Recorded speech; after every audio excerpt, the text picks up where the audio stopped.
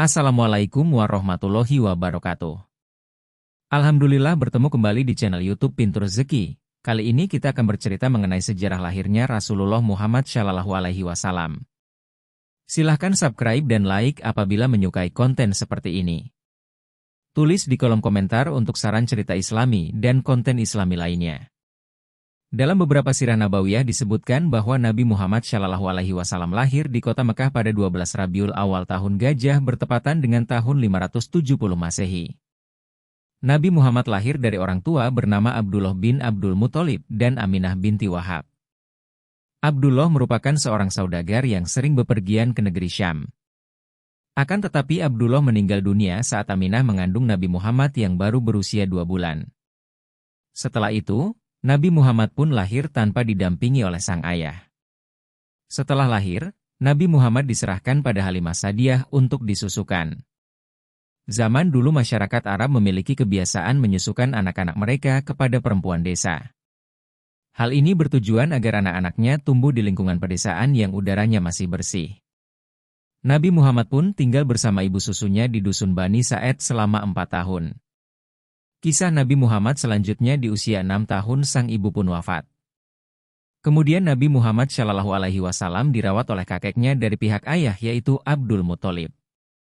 Selang 2 tahun, sang kakek wafat. Sejak saat itu Nabi Muhammad SAW dirawat oleh pamannya bernama Abu Thalib yang merupakan salah satu petinggi dari keluarga Bani Hashim. Nabi Muhammad SAW pun sering ikut berdagang ke Syam bersama pamannya.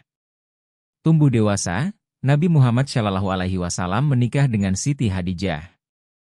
Siti Hadijah adalah wanita terpandang, cantik dan berasal dari golongan orang berada di Arab. Nabi Muhammad menikah saat berusia 25 tahun. Sedangkan Hadijah saat itu berusia 40 tahun. Nabi Muhammad SAW mendapatkan wahyu saat usia 40 tahun. Setelah mendapat wahyu dari Allah Subhanahu wa Ta'ala, Nabi Muhammad SAW pun mulai melakukan dakwah. Pada awalnya, dakwah yang disampaikan dengan cara bersembunyi-sembunyi. Nabi Muhammad SAW wafat saat berusia 63 tahun. Beliau mengalami sakit dalam beberapa waktu, suhu tubuhnya tinggi dan sampai akhirnya menghembuskan nafas terakhir. 1. Peristiwa besar menjelang kelahiran Muhammad SAW.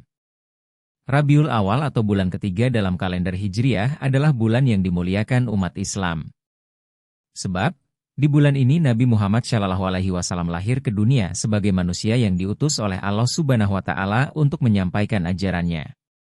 Jauh sebelum kelahiran Rasulullah, Allah sudah mengabarkan akan kehadiran Nabi akhir zaman. Kedatangan Rasulullah telah disebut-sebut dalam kitab sebelum Al-Quran, yakni dalam kitab Taurat dan Injil. Sehingga, para rabi Yahudi dan pendeta Nasrani telah mengenal Rasulullah dari gambaran tentang sifat-sifatnya. Bahkan, Allah mengatur alam raya sedemikian rupa untuk menyongsong kedatangan misi kerasulan Nabi Muhammad. Terdapat tanda-tanda dan keajaiban yang mengiringi masa-masa menjelang kelahiran Nabi Muhammad. Nabi lahir pada Senin malam menjelang dini hari, 12 Rabiul Awal, pada tahun Gajah atau bertepatan dengan 23 April 571 Masehi, tepatnya 2 bulan setelah pasukan Gajah menyerang kota Makkah. Sebagian ada yang berpendapat bahwa Nabi lahir pada Senin, 9 Rabiul Awal bertepatan dengan 20 April 571 Masehi. Beliau lahir di kampung Bani Hashim di kota Makkah. Namun menjelang kelahirannya, langit dan bumi menyambut dengan gembira. Selain itu, ada sejumlah peristiwa besar yang terjadi di dunia sebagai pertanda akan kelahiran Nabi. Seperti dikutip dari buku berjudul Uswatun Hasanah yang ditulis Haddad Alwi, keadaan di Makkah berubah menjelang lahirnya Nabi. Tarikh Islam melukiskan bahwa pada tahun 570 Masehi, sebagian besar negeri Makkah gersang kerontang. Dataran Makkah nyaris tak ditumbuhi tanaman selain pohon kurma. Namun, menjelang lahirnya Nabi, hujan tercurah lebat. Tanah di sekitar Makkah menjadi subur dan pohon-pohon menjadi rimbun dan berbuah lebat. Selanjutnya, tanda yang terlihat pada tahun kelahirannya adalah peristiwa datangnya pasukan Gajah di bawah pimpinan Abrahah, penguasa Habasyah, Ethiopia, yang hendak menghancurkan Ka'bah. Dikisahkan, Abrahah adalah raja yang kejam dan arogan. Ia menyerang Yaman dan berhasil menguasainya. Ketika ia mendengar orang-orang pergi haji ke Baitullah di Makkah, timbul keinginannya untuk membangun rumah suci di Yaman dengan maksud mengalihkan perhatian orang-orang agar berhaji ke Yaman dan bukan ke Makkah. Sementara itu, ada seorang badu yang datang dan membuang kotoran binatang di rumah suci buatan Abraha itu. Lantas, Abraha yang merasa dihina bertekad membalas dendam dengan menyerang Ka'bah. Beberapa bulan menjelang kelahiran Nabi Muhammad, Abraha dan pasukannya bergerak menuju Makkah hendak menghancurkan Ka'bah. Akan tetapi, Allah menggagalkan penyerbuan itu dengan mukjizat seperti dikisahkan dalam Al-Quran Surah Al-Fil. Saat itu Ka'bah tanpa perlindungan manusia sama sekali, lantaran penduduk Makkah mengungsi ke bukit-bukit. Saat hampir sampai ke kota Makkah, gajah-gajah itu berhenti dan berbalik mundur dengan izin Allah. Lalu, langit penuh dengan kawanan burung ababil yang datang dengan melemparkan batu-batu kerikil panas ke arah Abraha dan pasukannya. Sehingga, Abraha dan pasukannya hancur. Abraha sendiri dikatakan lari kembali ke Yaman dan tak lama kemudian meninggal dunia. Selain itu, menjelang detik-detik kelahiran Nabi, benteng-benteng kezaliman mengalami kegoncangan. Misalnya, api suci yang dipuja-puja oleh orang Majusi atau Zoroaster di kuil pemujaan di Persia tiba-tiba padam. Api Majusi itu dikisahkan selalu menyala hingga hampir 1000 tahun.